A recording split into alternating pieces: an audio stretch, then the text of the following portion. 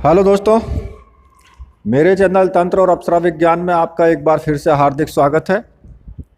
और देखिए, आज मैं आपके लिए जो वीडियो लेकर के आया हूँ, उस वीडियो में मैं आपको कुछ वास्तु विचार में आपको बताऊंगा कि किस तरह से किन स्थानों पर व्यक्ति को रहना चाहिए और किन स्थानों पर व्यक्ति को नहीं रहना चाहिए।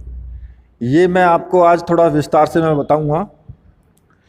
तो मेरी आपसे रिक्वेस्ट है कि चैनल को सब्सक्राइब ज़रूर कर लें और साथ में ही बेल के बटन को भी प्रेस कर लें, ताकि जो भी मैं लेटेस्ट वीडियो डालूं उसका नोटिफिकेशन आपको तुरंत मिल जाए और उस वीडियो को आप देख पाएँ। और एक रिक्वेस्ट और करूंगा कि वीडियो को पूरी देखना, स्किप मत करना, क्योंकि ये वीडियो मैं आपके लिए बहुत ही सोच समझ के बना रहा हूँ। बहुत अच्छी बातें मैं इसमें आपको बताने वाला हूँ, ठीक है। देखिए, किन स्थानों पर व्यक्ति को रहना चाहिए और किन स्थानों पर व्यक्ति को नहीं रहना चाहिए। ऐसा हमारे जीवन में होता है, कई बार होता है कि हम, पहली बात तो ये कि हम रहने पर मजबूर हो जाते हैं कि हमारी इतनी अर्थव्यवस्था नहीं होती है कि हम छोड़ करके दूसरी जगह चले जाएं या फिर उस स्थान पर कुछ और नई तरह से डेवलप कर लें, ठीक है। तो देखिए, जहाँ पर कोई बड़ा सेठ ना हो या जहाँ पर जो है कोई वेद और आध्यात्म के बारे में कोई विद्वान ना हो, जहाँ राजा ना हो या फिर जहाँ पर कोई वैद्य या डॉक्टर ना हो और जहाँ पर कोई नदी ना हो, ये 5 चीज़ें हैं, वहाँ पर व्यक्ति को एक दिन भी नहीं रहना चाहिए। अब मैं आपको थोड़ा सा विस्तार से मैं इसको समझा देता हूँ। जिस शहर में कोई भी धनवान व्यक्ति ना हो, वहाँ पर नहीं रहना चाहिए। क्यों? क्योंकि अगर उस शहर में कोई धनवान व्यक्ति है ही नहीं, मान लिया आपको ज़रूरत पड़ गई पैसे उधार लेने की किसी से, तो आप किससे लोगे? यदि सभी लोग गरीब हैं तो ऐसे स्थान पर रह के फ़ायदा भी क्या है? जिस स्थान पर वेदों को जानने वाला ना हो, ठीक है, मान लिया आपको कोई ज़रूरत पड़ गई तो फिर किससे पूछोगे? या जिस स्थान पर कोई राजा या सरकार ना हो, जहाँ पर कोई सरकार, किसी तरह की सरकार ना हो, उस देश में भी नहीं रहना चाहिए। कि जब सरकार ही नहीं है तो कैसा वहाँ पर नियम होगा, कैसा लोकतंत्र होगा, क्या होगा? मतलब कि सब अपने अपने में मस्त होंगे। तो ऐसी जगह भी व्यक्ति को नहीं रहना चाहिए। और जिस शहर या गांव में कोई एक भी डॉक्टर ना हो या वैद्य ना हो, वहाँ पर भी नहीं रहना चाहिए, क्योंकि बीमार हो गए तो क्या करोगे? तो इसलिए ऐसी जगह पर भी नहीं रहना चाहिए। या जिस स्थान पर कोई नदी ना बहती हो, कोई तालाब ना हो।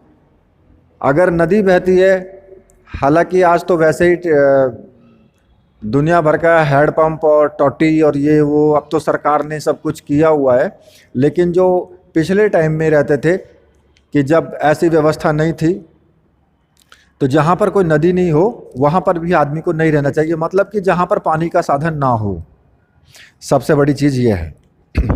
दूसरा, जिस स्थान पर रहने पर तुम्हें कोई भी रोजगार ना मिले, आजीविका को कुछ साधन ना हो, उस जगह पर भी नहीं रहना चाहिए।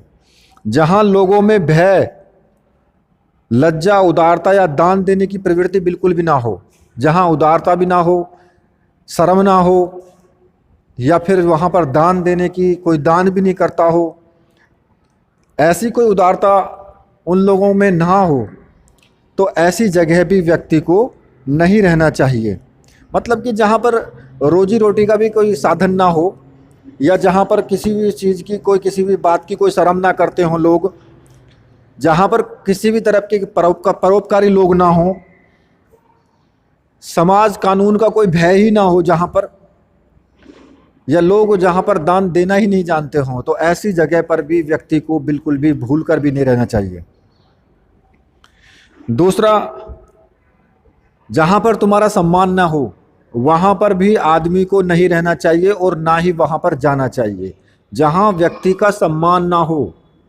अब सम्मान में बात आ जाती है कि पति पत्नी दोनों हैं, अब दोनों में से एक का सम्मान होता है, एक का सम्मान नहीं करता है कोई, तो वहाँ पर भी दोनों को नहीं जाना चाहिए, क्योंकि अब वो एक का सम्मान करता है दूसरे का नहीं करता है, तो ये भी गलत है। दोनों का सम्मान होना चाहिए, ठीक है।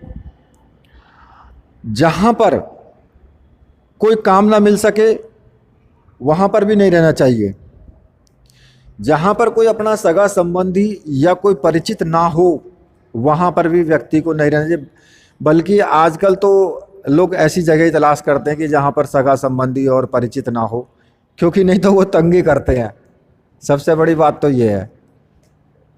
खैर, दूसरा, जहाँ पर विद्या प्राप्त करने के साधन ना हो बिल्कुल भी, जहाँ कोई स्कूल ना हो, कॉलेज ना हो या कोई विद्यालय ना हो, ऐसी जगह पर भी व्यक्ति को बिल्कुल भी नहीं रहना चाहिए।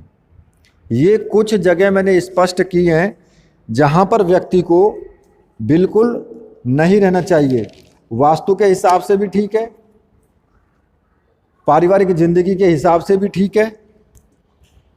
खैर, आजकल शहर हैं सब, तो ये सुविधाएं सब जगह हैं, तो इसलिए ऐसी कोई दिक्कत तो नहीं है। लेकिन फिर भी जो लोग दूर दराज के एरिया में रहते हैं और जहाँ पर इन चीज़ों की सुविधा ना हो, वहाँ पर तो व्यक्ति को बिल्कुल भी नहीं रहना चाहिए। तो मैंने आपको ये थोड़े से टिप्स बताए हैं, और ये टिप्स अगर आपको अच्छे लगे हैं तो प्लीज़ वीडियो को लाइक ज़रूर करना और कमेंट करना, अच्छे कमेंट करना। इधर उधर के कमेंट बिल्कुल भी मत करना, क्योंकि कुछ लोगों को कुछ उल्टे कमेंट करने में मज़ा आता है। तो इसलिए उन्हें आध्यात्म के बारे में और इन चीज़ों के बारे में जानकारी तो है नहीं, लेकिन बस उन्हें कमेंट करने से मतलब है, मतलब कि उसका उल्टा सोचना है बस, और कुछ नहीं है, ठीक है। तो ऐसे भाइयों से विनती है कि वो प्लीज़ ऐसे कमेंट ना करें। भले ही वीडियो ना देखें, कोई दिक्कत नहीं है। जिनको लाभ लेना है वो लाभ लेंगे, और जिनको लाभ नहीं लेना है वो नहीं लेंगे। तो इसी के साथ मैं वीडियो को यहीं पर समाप्त करता हूं, और वीडियो को लाइक कीजिए, चैनल को सब्सक्राइब कीजिए, और मेरे साथ बोलिए, बोले वीर बजरंगबली हनुमान जी महाराज की जय।